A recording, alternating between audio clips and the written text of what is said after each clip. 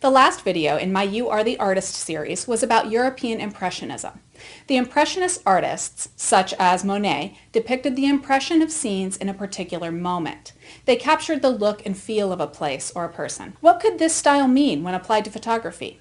Well, I asked you all to try this out as homework. Try to capture a landscape, a portrait, a still life even. Let me share with you what some of my viewers came up with. This image is from Trey. It is a photo he took of his daughter while teaching her to swim.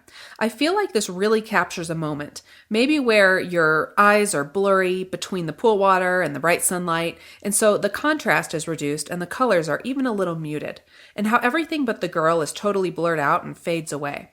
Interestingly, he said that the idea of Impressionism is actually what made him purchase his first DSLR. This one is from Kayla. She says that this is how she sees her daughter, free and always on the move while the world stands still. For me, this is a great example of applying the intentions of Impressionism and some of the characteristics to modern photography. The fact that the little gal is totally blurred by motion and how it looks like she's dropped her cup on the ground, it's really capturing a moment. The artist isn't concerned with catching the girl's motion and crisp focus. She isn't concerned with how the sky is blown out. She's captured how she saw that moment. And more, probably how she'll remember those moments when her daughter is grown up. And one more. This one is from Dave. Dave told me a story about this photo. He said that he was driving down the highway and he saw this. He said his heart started pounding because he knew he needed to capture the view. So he got off the highway at the nearest exit and was looking for what he called the sweet spot, where there wouldn't be anything in the image except the land, the sky, and the fog. But then he got to thinking about my video on Impressionism, and he thought about how nothing is perfect, and he didn't need to try to idealize the scene. So he took this shot, and he loves it. Now, I did the homework too.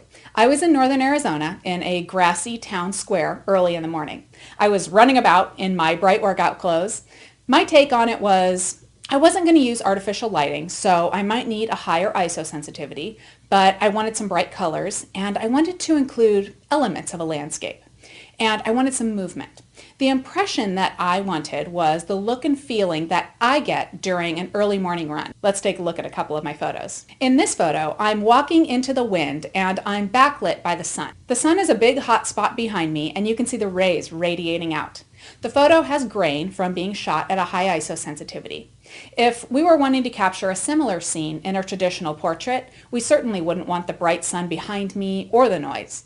I would probably be lit better and the contrast would be increased to make me stand out more.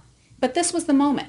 Here I'm running along the sidewalk. You can see the light on the building having filtered through the trees. In traditional photography, that would probably be looked down upon. But in my photo, I'm capturing that moment in the morning where the sun is just breaking up over the horizon and coming through the trees, and the sunlight looks warm and dappled across the building. Like I've said before, traditional photos are nice, but there are so many ways that we can look at art throughout history and apply those techniques to create beautiful, creative, new works of art. So here's what I think. Photos, even portraits, don't have to be idealized. They can capture the view as you are actually seeing it. You can head over to snapchick.com to see one of the photos from this project, and VIPs, you can log in to see a larger gallery of images and hear me chat about how I actually set up my photos. I've always got something new up here, so my next You Are the Artist video is already brewing. You can bet that I'll talk to you soon about how we can try out other techniques from artists in our past in modern day photography.